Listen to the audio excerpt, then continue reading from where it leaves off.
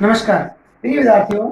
मैंने देखा है कि बहुत से विद्यार्थी छोटी की के प्रयोग में बड़ी की या है हैं इनका प्रयोग कहाँ पर होता है उनमें कंफ्यूज रहते हैं। तो आज इन्हीं के बारे में कुछ नॉर्मल सी ऐसी आपको टिप्स बताऊंगा, वो ध्यान में रखोगे तो ये आपका कंफ्यूजन पूरी तरह से दूर हो जाएगा। सबसे पहले हम जानते हैं छोटी की का प्रयोग कहाँ होगा। इस छोटी की का प्रयोग ऐसे वाक्य जिसमें एक प्रधान उपवाक्य हो और एक उसमें आश्रित उपवाक्य हो।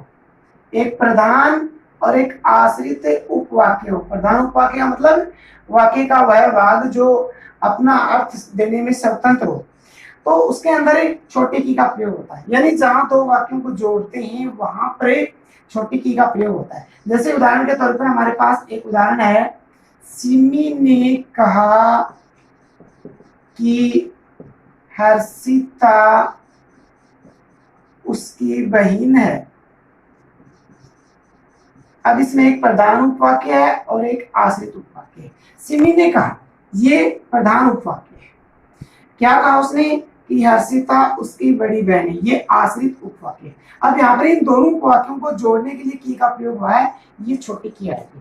तो इस प्रकार की स्थिति जहां पर भी हो, जैसे लेखक ने बताया है कि हमने सुना है कि, उसने कहा था कि, वह कहेगा कि, तो ऐसी कोई भी स्थिति हो जहां पर एक उपवाक्य दूसरे उपवाक्य को जोड़ रहा हो, वहां छोटी की का प्रयोग होता है। इसके अलावा छोटी की का प्रयोग और कहीं पर भी नहीं होगा। अब देखते हैं बड़ी की का प्रयोग। इस बड़ी की का प्रयोग दो स्थितियों में होता है। एक तो संबंध कारक के रूप में होता है।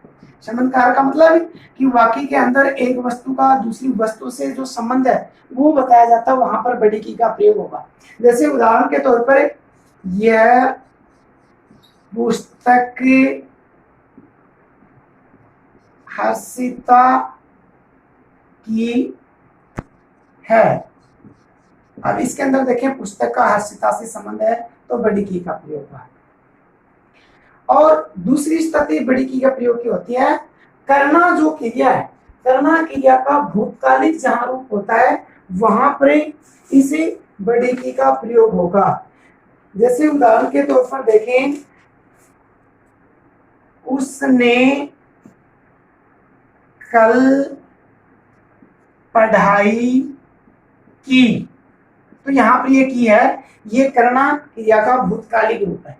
ये दो स्थितियां हैं, इनमें बड़ी की का प्रयोग होता है। उसके बाद हम देखते हैं है और हैं, इन दोनों का प्रयोग। है एक वचन रूप है और हैं बहुवचन रूप में है। ये एक वचन है और हैं ये बहुवचन है। यानी जिस वाक्य के अंदर जो क्रिया वो एक वचन में है तो वहां पर है का प्रयोग होगा, और क्रिया बहुवचन में है तो है का प्रयोग होगा। या यूं समझ सकते हैं कि जिस वाक्य में काम को करने वाले जो करता है उद्देश्य है वो बहुवचन में है तो वहां पर अंत में ये है आएगा, और यदि वो एक वचन में हो तो है आएगा। जैसे उदाहरण है, लड़की पढ़ रही है। तो यहाँ पर ये उद्देश्य यानी जो करता है वो एक वचन में है, क्रिया एक वचन में है तो ये है रहेगा। इसी को अगर बहुवचन में देखें, लड़कियां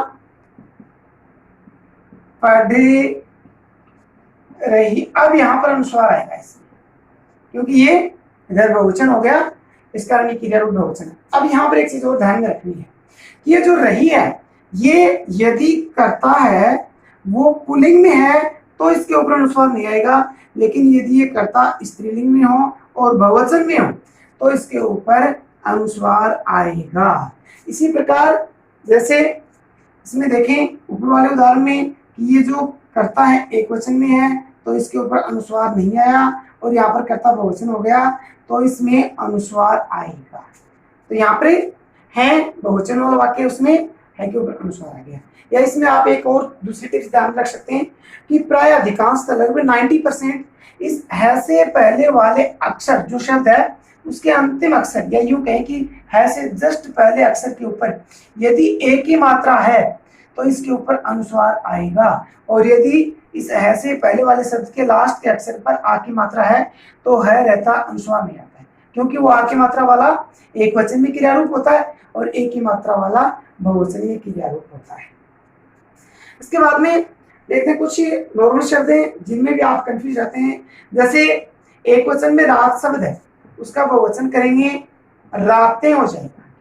अब यहाँ पर ध्यान रखने योग्य बात यह है कि रात शब्द है वो स्त्रीलिंग है, तो किसी भी स्त्रीलिंग शब्द का यदि आप बहुवचन बना रहे हो तो वहां पर एक ही मात्रा के साथ साथ अनुस्वार आएगा। लेकिन ध्यान रखें कि पुल्लिंग शब्द है, एक वचन है और उसका यदि आप बहुवचन बना रहे हैं तो उसमें एक की मात्रा के ऊपर अनुस्वार नहीं आएगा।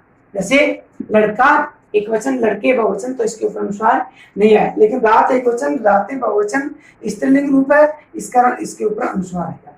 इसी प्रकार से जैसे कुछ ऐसे शब्द होते हैं कि उनके ऊपर अनुस्वार आप आगे पीछे लगा देते हो। जैसे शब्द हमारे पास लिखेंगे, कहेंगे, तो ऐसे शब्दों में अनुस्वार कुछ विद्यार्थी लास्ट वाले भी लगा देते हैं, कुछ इधर वाले। इसमें आपको ये ध्यान रखना है कि इस प्रकार की स्थिति जहां पर भी होती है उसके सेकंड लास्ट के ऊपर अनुस्वार आएगा, चाहे वो शब्द भले ही 3 वर्णों का हो या 2 का हो। जैसे 2 वाला भी हम देखते हैं, जैसे हमारे पास शब्द है होंगे, ऐसे उदाहरण हो कि हम कामयाब होंगे, तो इसमें सेकंड लास्ट ये आ गया। इसी प्रकार जैसे देंगे, तो इसमें यहां अनुस्वार रूप आएगा। इसका आपको ध्यान रखना है। ऐसी स्थिति जहां पर भी होती है वहां हमेशा जो सेकंड लास्ट है उसी के ऊपर अनुस्वार आता है। एक ही मैं और मैं, इसमें भी कुछ विद्यार्थी कंफ्यूज रहते हैं। मैं स्वयं के लिए, खुद के लिए आएगा, शिल्प के लिए आएगा, और मैं अंदर के लिए। मैं जो कारक है अधिकरण कारक वाली स्थिति, तो उसके ऊपर इसमें अनुस्वार रूप आएगा।